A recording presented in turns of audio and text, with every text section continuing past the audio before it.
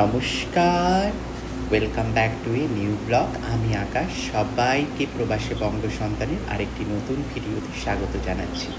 আজ আমরা চলে গেছি, আমরা বলতে আমি আর থিও দুজন মিলে শিফন ওয়াটারফল বলে একটা জায়গাতে, যেখানে মানুষ যায় বিভিন্ন ফানুস ওড়াতে। এই যে ফানুসগুলো দেখছো, এখানে বিভিন্ন রকম তোমরা নিজেরা ডিজাইন করতে পারো, তারপর লিখে ওই ফানুসগুলোকে ওড়াতে পারো যাতে তোমার মনের কামনা পূর্ণ হয়। তারপরে আমরা ওই সাইডের যে রাস্তার আর এটা না একটা দারুণ অনুভূতি।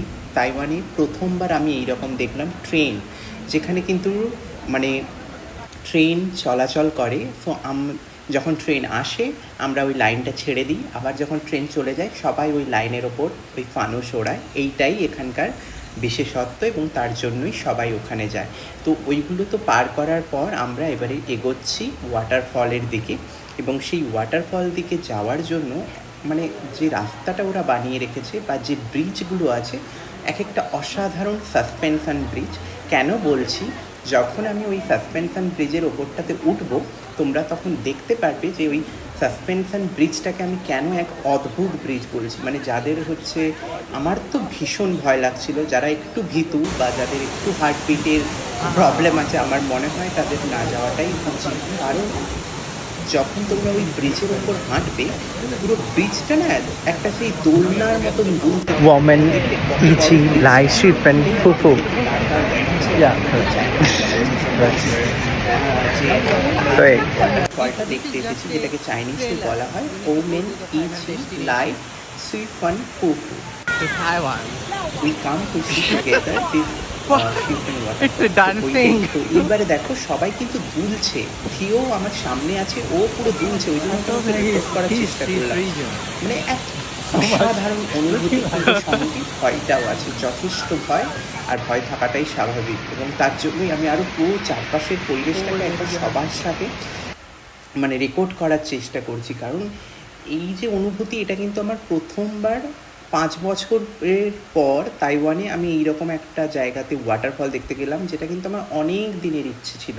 কিন্তু কাজের চাপে, সময়ের চাপে, যেটা আমার শহর থেকে কিন্তু প্রায় 1.5 ঘন্টা ট্রেনে লাগে, তাই অনেকটাই দূর, তো ওই জন্যই যাওয়া হচ্ছিল না। তো কাল যখন সবার ছুটি ছিল তখন গেলাম। তারপরে এখানে এটা হচ্ছে একটা ব্রহ্মা টেম্পল। এটা কিন্তু অনেকটা থাইল্যান্ড থেকে কনসেপ্টটা, কারণ 4টে মাথা আছে এই ব্রহ্মা ঠাকুরটার। তো 4টে মাথার জন্য আমি একটু অবাক হয়েছিলাম। প্রথমে আমি ভেবেছিলাম ব্রহ্মা বিষ্ণু মহেশ্বর এইরকম একটা ব্যাপার কিছু। তো তারপরে আমি থিওকে বলছি আমার একটা ভিডিও বানিয়ে দাও। তো থিও তারপর আমার এই ভিডিওটা বানাচ্ছিল এবং বেশ ভালো লাগছিল ভিডিওটা যখন থিও আমার বানিয়ে দিচ্ছিল। তো তারপর আরও ওই চারপাশের জায়গাটা দেখালাম, তারপরে তো আসল জায়গাতে যাচ্ছি। সেই জন্য একটা ভীষণ আনন্দ হচ্ছিল, সেটাই আমি ওকে বলছি আমি একটু অন্যান্য যারা ফেমাস ব্লগার ওদের মতন একটু ভিডিওটা বানিয়ে দাও। তারপরে কিন্তু একদম সামনাসামনি চলে গেছি, ওইটাই একটু দূর থেকে দেখাচ্ছি, সেটা আবার কাছে গিয়ে আবার দেখানোর চেষ্টা করবো। এবং খুব অসাধারণ এক ওয়াটারফল। আমার জন্য এটা খুবই, অনেকে হয়তো অনেক জায়গায় ট্রাভেল করেছে, যেটা আমি দেখাতে চলেছি সেটা একটা অভূতপূর্ব জায়গা, এত সুন্দর। আনন্দটা সেটা তো হাতটা আমি সরিয়ে দেবো। যারা ছোটবেলা থেকে হয়তো দেখে বড় হয়েছে তাদের কাছে আনন্দ হবে না, বাট আমার জন্য এটা একটা ভীষণ মজার জায়গা, ভীষণ আনন্দের জায়গা। এইরকম ভাবে আমি কোনোদিনও দেখি চোখের সামনে, এত দারুণ, যেটা ওই অনেকটা আমি যেই প্রত্যাশা নিয়ে ওখানে গেছিলাম তার থেকে শতগুণ বেশি আমি স্যাটিসফাইড যাওয়ার পর। তো তাই জন্যই বলছি, যারা তাইওয়ানে আছো একবার তোমরা এই জায়গাটা ভিজিট করো।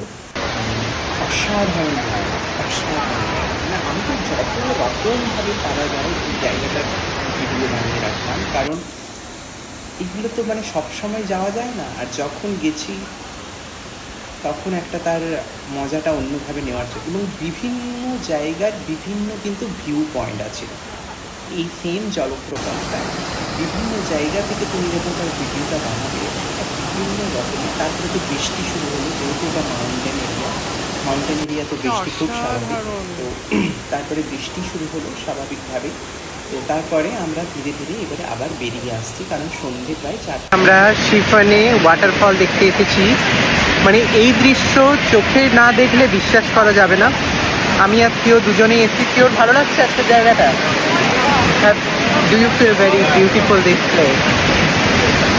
And this is this place. My goodness, can't believe this. So good, so good. Really very beautiful. এত সুন্দর জায়গাটা তার।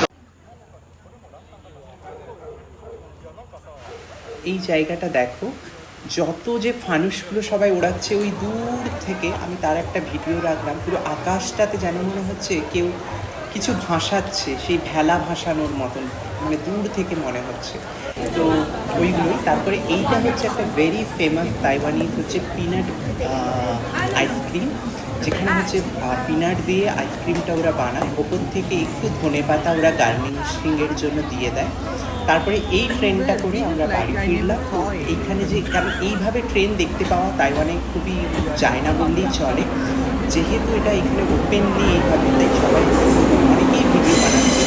তো আমিও একটা ভিডিও বানালাম। চলো এবারে বাড়ি ফিরে এই ছিল আমার সারাদিন। তোমাদের কেমন লাগলো এই ভিডিওটা কমেন্ট করে জানাবে। আর ভালো লাগলে লাইক, কমেন্ট, শেয়ার, সাবস্ক্রাইব করে আমাদের পাশে থাকবে। তোমাদের সাপোর্ট